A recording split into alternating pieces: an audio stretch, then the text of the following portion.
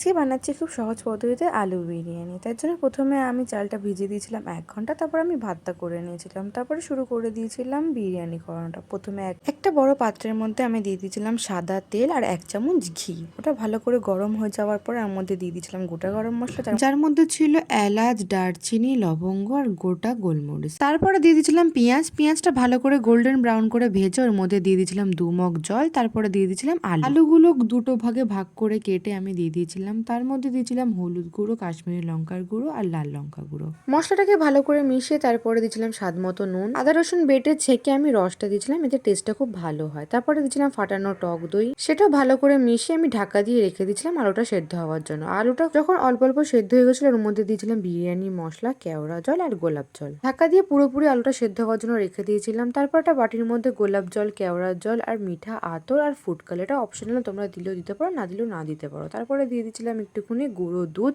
সেটাকে ভালো করে মিশিয়ে রেখে দিয়েছিলাম। এবার বিরিয়ানি লেয়ারিং এর পালা। আলুর ওপরে চালটা দেওয়ার পরে আমি কেওড়া জল, গোলাপ জলের মিশ্রণটা দিয়েছিলাম। তারপরে দিয়ে দিয়েছিলাম বিরিয়ানি মশলা। অল্প অল্প ভাত দিতে দিতে সেই সেম প্রসেসটা আমি করছিলাম। তারপরে উপর থেকে একটুখানি ফুড কালারের আমি গোলা জলটা দিয়ে দিয়েছিলাম, ওপর দিয়ে দিয়েছিলাম বিরিয়ানি মশলা। সব শেষে অনেকটা পরিমাণ ঘি দিয়ে 10 মিনিট অল্প আঁচে ভাপিয়ে নিতে হবে, অ্যান্ড তৈরি হয়ে যাবে আলু বিরিয়ানি। খুব টেস্টি, খুব সহজ পদ্ধতিতে।